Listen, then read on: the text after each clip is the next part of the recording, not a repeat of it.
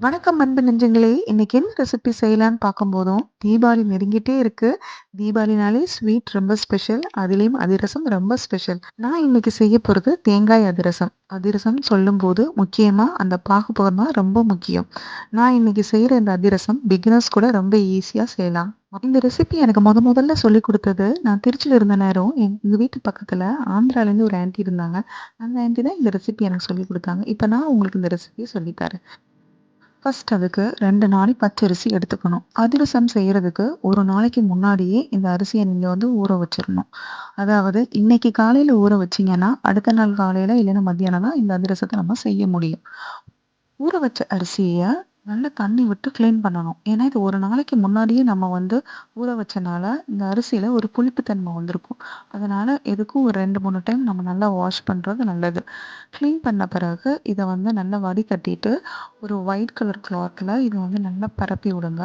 நான் வந்து இது வீட்லயே மிக்ஸில தான் அரைக்க போறேன். உங்களுக்கு வேணும்னா, நீங்க மிஷின்ல கூட போய் அரைச்சுக்கலாம். அப்படி நீங்க அரைச்சுட்டு வந்தீங்கன்னா, அந்த ஈரப்பதம் போறதுக்கு முன்னால அதிரசத்த செஞ்சு முடிச்சுருங்க. ஏன்னா, நம்ம கொஞ்சம் டைம் ஆகும்போதும் அது வந்து ஹார்ட்னஸ் குடுக்க ஆரம்பிச்சுரும்.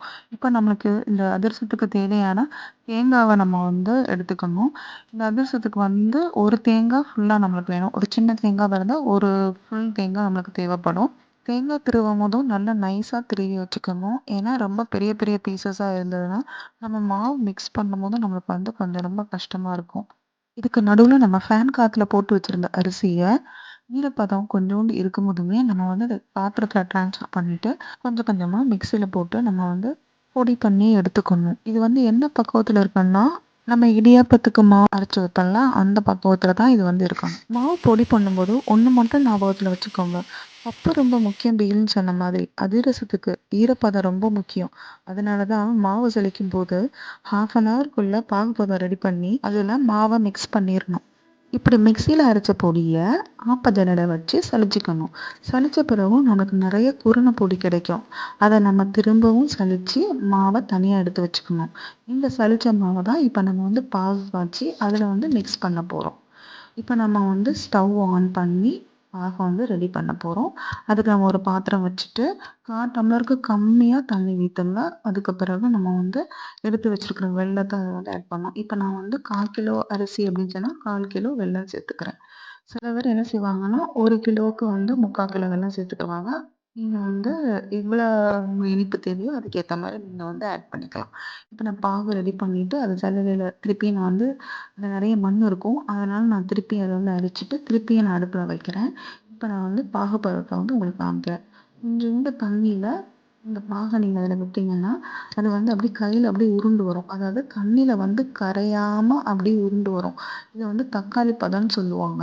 இப்ப நம்ம எடுத்து வச்சிருக்கிற தேங்காவ நம்ம வந்து அதில ஆட் பண்ணணும். ஆட் பண்ணிட்டு நல்லா மிக்ஸ் பண்ணிருங்க. ஃபர்ஸ்ட்டு நம்ம மிக்ஸ் பண்ணும்போதும் கொஞ்சம் கட்டியா இருக்கிற மாரி தான் இருக்கும். அதுக்கு பிறகு இலகுன கன்சிஸ்டன்சிக்கு வந்துரும்.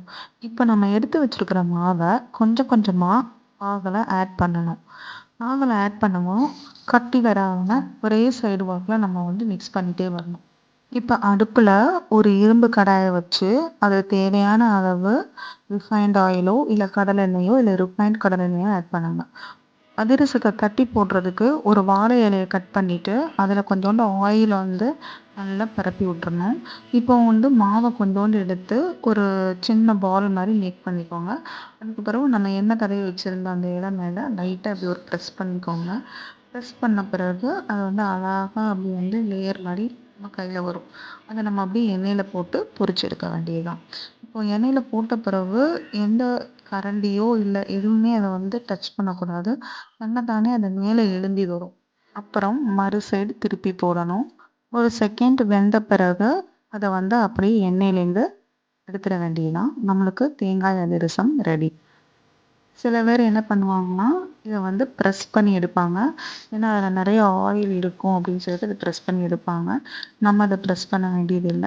அப்படியே எடுத்து நம்ம வந்து சாப்பிட வேண்டியது தான். இந்த அதிரசத்த நீங்க வந்து ட்ரை பண்ணி பாருங்க. உங்க எல்லாத்துக்கும் ரொம்ப பிடிக்கும்.